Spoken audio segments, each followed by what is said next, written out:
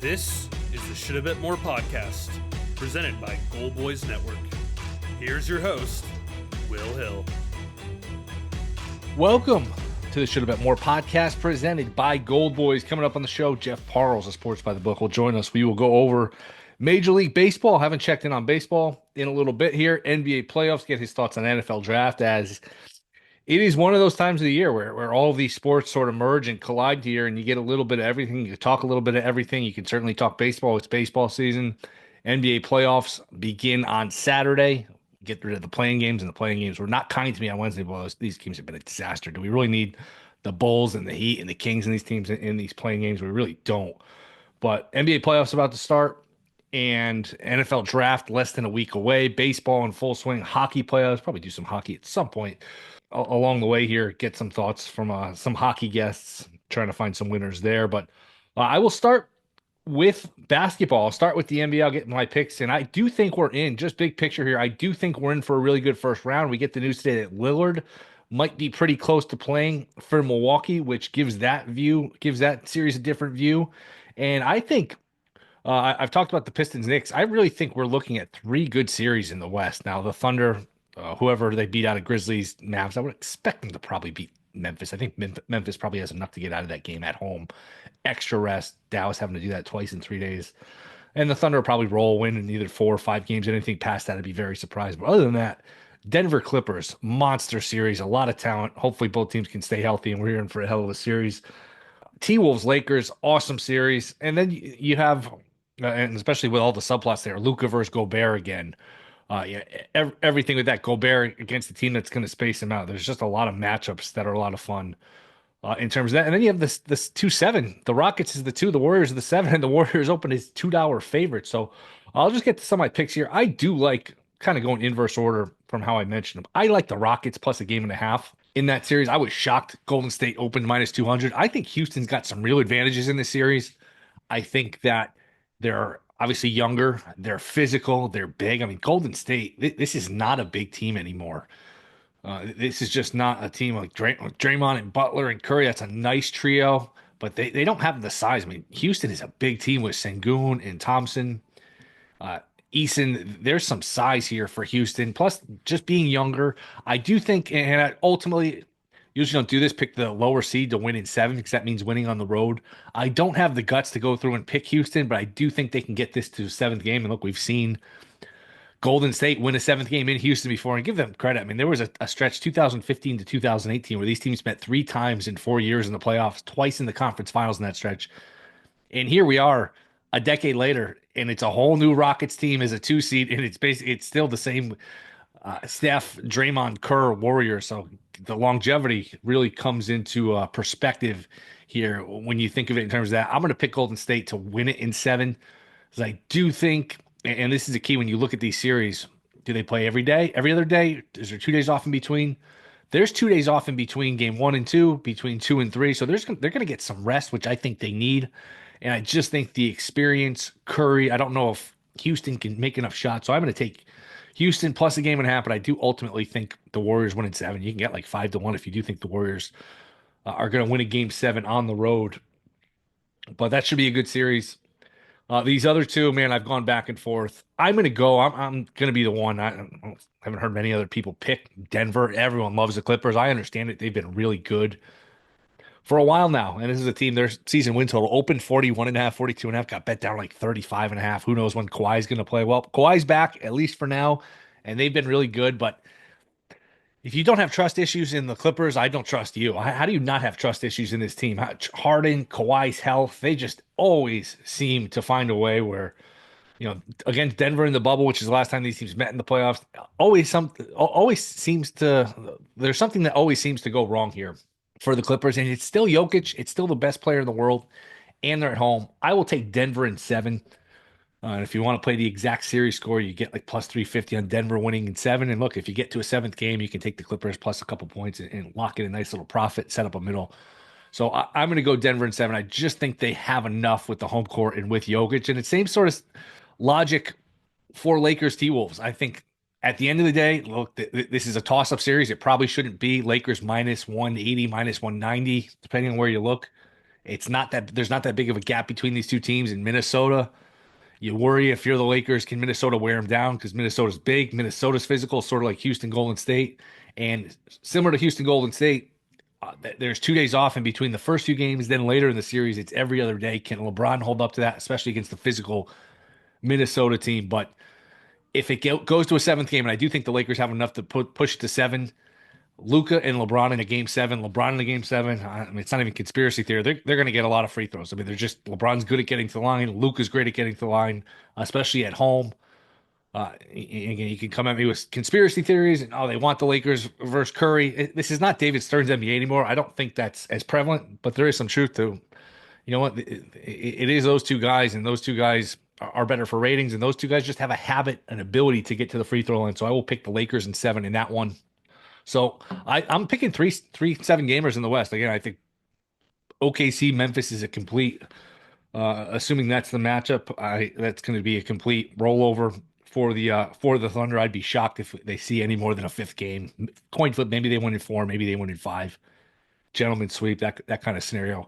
I think we're getting 3 awesome series in the West. Other than that, as far as the East, not as much juice. I think Knicks Pistons could be good. The Pistons have been really good for a while. The Knicks are shaky on defense. I mentioned that the other day. I like the Pistons, and I took a shot on them in 6 at 9-1 at DraftKings. I think that's a good bet. The matchup that we've gotten since I haven't talked about Boston, Orlando. Orlando has played them tough the last couple of years. Their size, their length bothers them. They play good defense. They're just not going to be able to score enough. So Magic win a game. Torn between that's an interesting way to look at it. Is it more likely it goes 6 or more likely a sweep? Going between Boston probably in 5. I did play Orlando team total under 94.5 for game 1. I just think it's going to be really hard for them to score. Boston can probably say, you know what, Paolo, do whatever you want, or we'll double Paolo and make somebody else beat us. Either way, there's just not enough firepower. There's just not enough weapons on Orlando. So I'm going to go Orlando team total under 94.5 for that one. We'll see who the Cavs play. Not going to matter. I would expect that to be, again, sort of a gentleman's sweep 5. Be surprised if it went any more than that. Bucks Pacers is hard because if the Bucks get Lillard, it's a series. If they don't, this is probably Pacers in 6-ish. Again, that's requiring it. Pacers are the higher seed here. Pacers laying 5.5 for game 1. You're picking Pacers in 6. You're picking them to close them out in the road, which is possible. If it's Lillard, it's a series. Either way, I think Indy wins. This could be a good series. I think if Dame and Giannis both play and both healthy, and Dame can hit the ground running, you can get Milwaukee at least into a 7th game, or even maybe steal one early and then try to close it out in 6.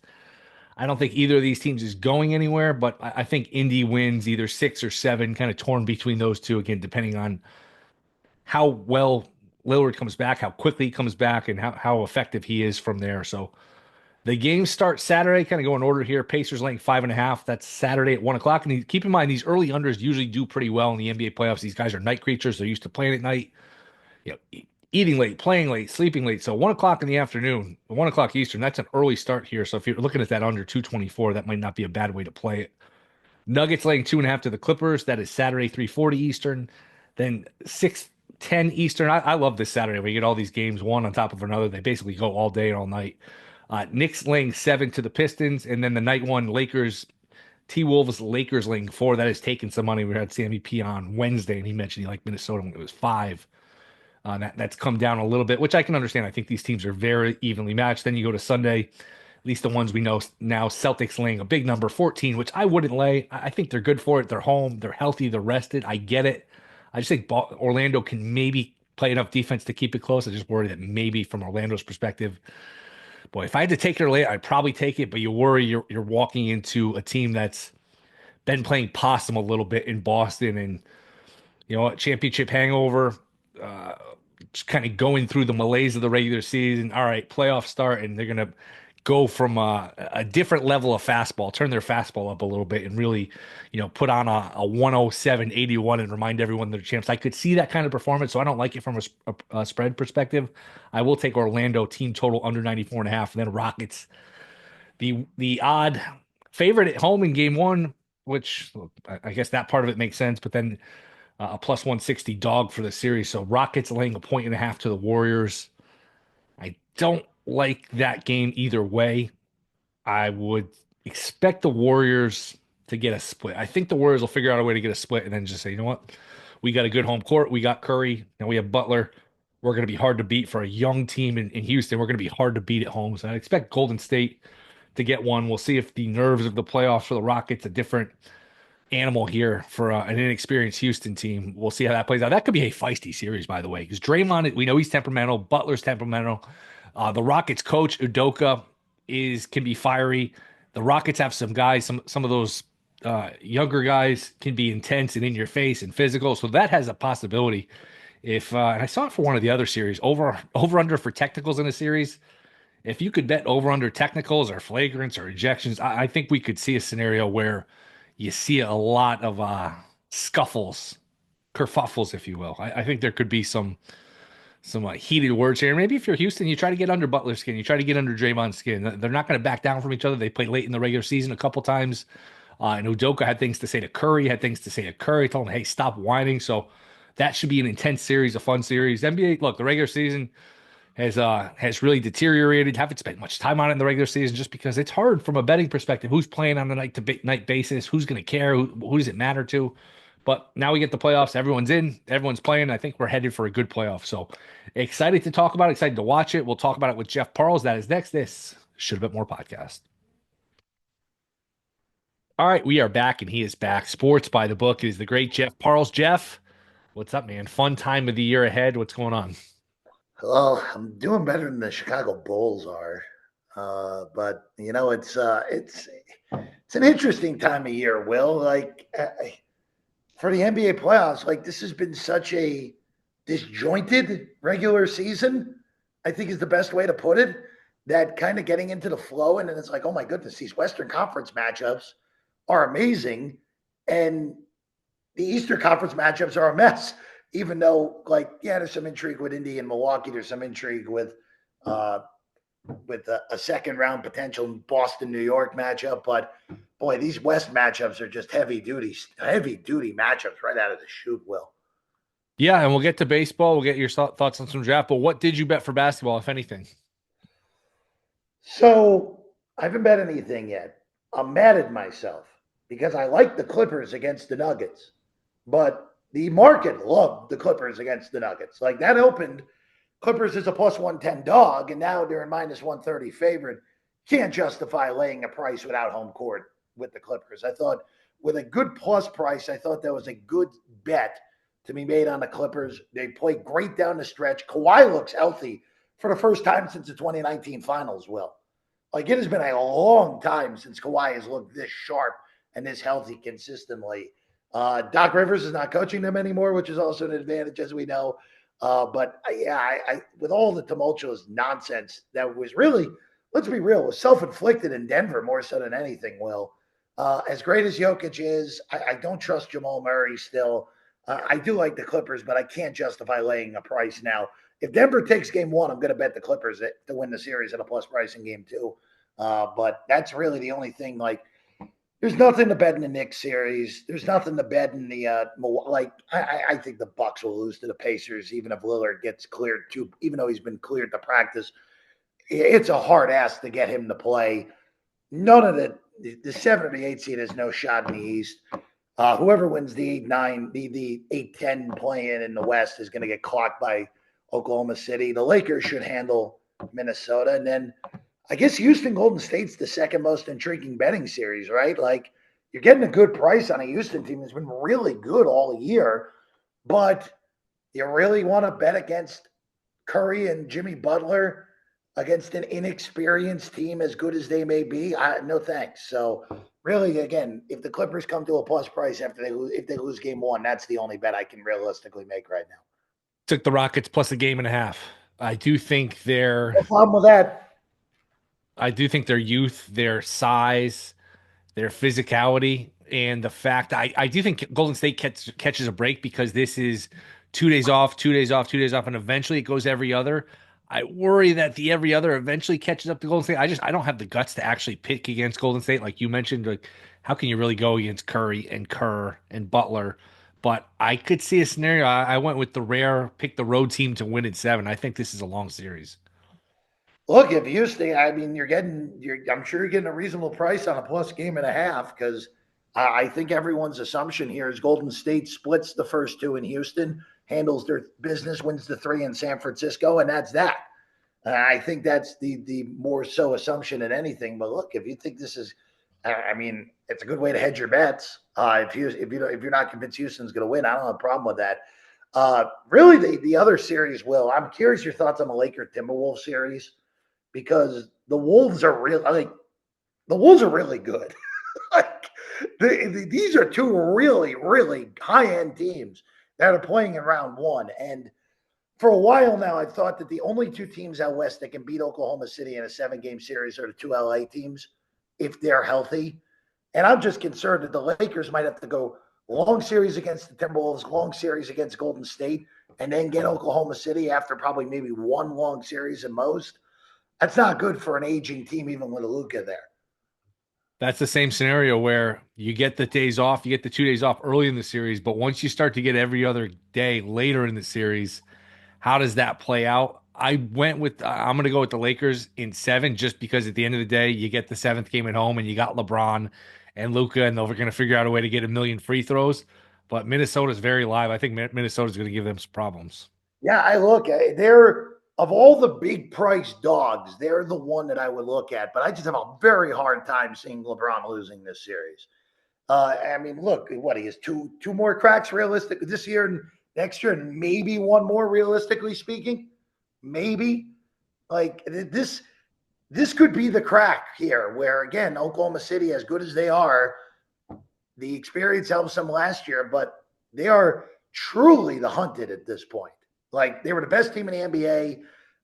They, of course, would have won seed last year, but even though they lost to Dallas, I mean, they may have, they probably would have lost to Minnesota too if they had gotten by Dallas. But we'll see. I think we're on a collision course to get Oklahoma City and Boston, Will. But I think the West is more likely to find the hole poking than the East. I just don't see anyone beating Boston in a 7-game series. I just don't see it, Will.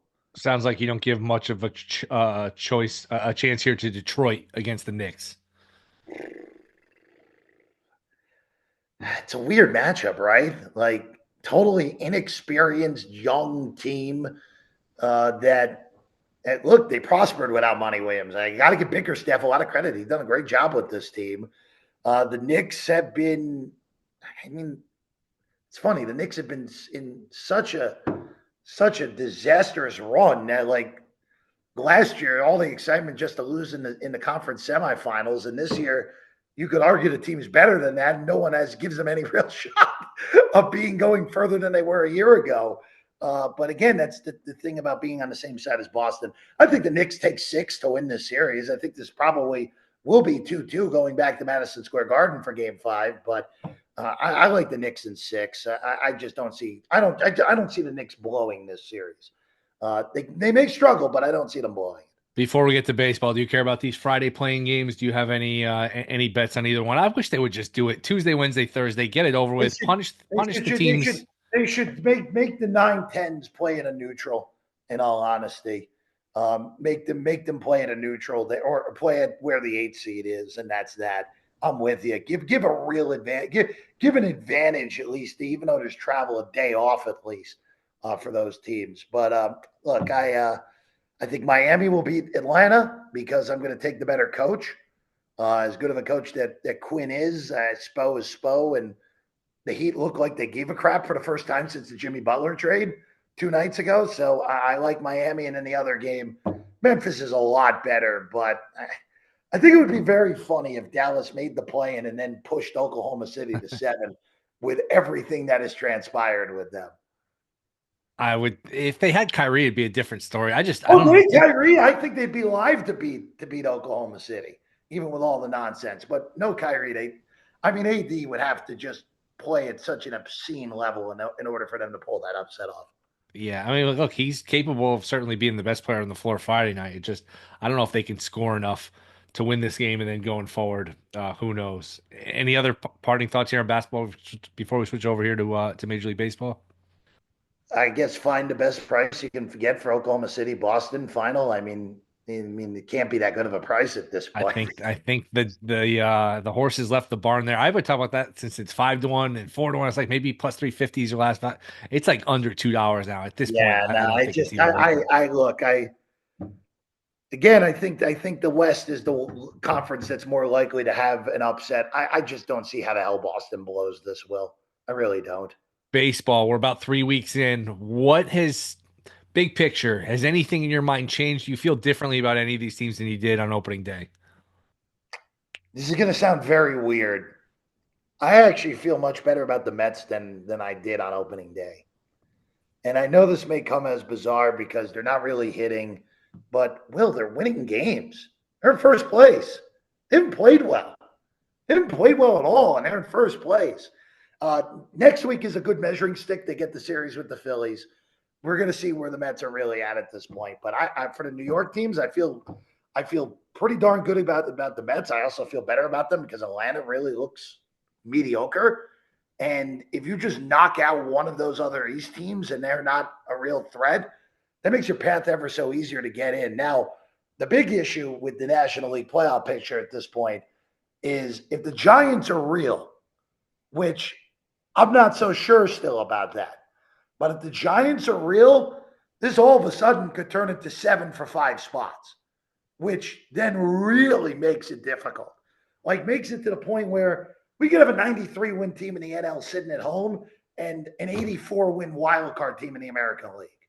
Like that is squarely in play here if the San Francisco Giants are real. They're the one team, at least through this first few weeks, they've caught my attention the most of anyone because I thought the Padres were going to be good still. I thought Arizona was a playoff quality team. The Dodgers are the Dodgers. The Cubs have looked like clearly the best team in the National League Central. The Braves have caught my attention in the wrong way, but you know what? Maybe they were due for a little bit of regression.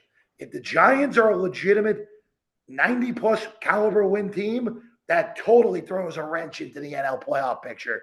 And we could potentially have a 1, maybe even 2 really good teams sitting at home because of it. What about the American League? Everybody sucks. That's my takeaway. I just, the only team that you know what, that's a little unfair to Texas. I think Texas is legitimately good. And it's just a matter of them getting a little more consistency across the board. But they have the best manager in the American League in Bochy. They're the one team that I think can figure it out. Yankees will probably be fine just because they have more. If Judge is going to hit like this, man, if Judge is going to be the MVP again, Yankees are making the playoffs no matter what happens behind it. They're going to get in. The Orioles are not that good. We kind of talked about that before the season. Like I thought that they were, even though I had them as a playoff team, they were a regression candidate. Red Sox are off to a mediocre start. I kind of like what I've seen out of Toronto. They've been much better. I agree.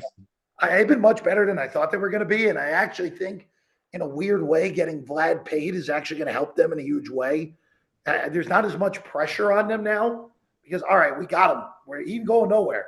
He's playing his whole career with us. Now it's like, all right, we can go out and we can go make some moves at the trade deadline if we're close. And that makes them interesting. That makes them probably of all the American League teams other than Texas, to me, the second most interesting team right now. AL Central, everyone's terrible. I don't buy Detroit as a legitimate playoff threat. They may win a division series. They may win a wild card series, but they're no more than that. I think it's 4. I think like at this moment, I would look to see if I can still get some good Toronto win the American League numbers. I think they're the team you can take some shots on. Texas, there's still going to be some good numbers out there. But right now, I think it's April 18th. Texas, Boston, Yankees, Toronto. The AL champion comes from one of those 4 as of this moment for me. NFL draft. What intrigues you? What do you know? What do you think you know? Have you bet anything? I know it's hard in Vegas to get stuff down. It's hard everywhere to get stuff down. I got to tell you, Will, it's funny. I texted my good friend Matt Hamilton, who's one of the main producers on Up and Adams, which is Kay Adams' show on FanDuel. And I texted him on earlier this week, and I'm like, Hey, I just did a lot more like draft workup because we did a bunch on our show on Thursday. I'm more confused than I was before before I did the work. And he's like, "Yeah, I don't think you're alone in that." And look, Cam Ward's going one.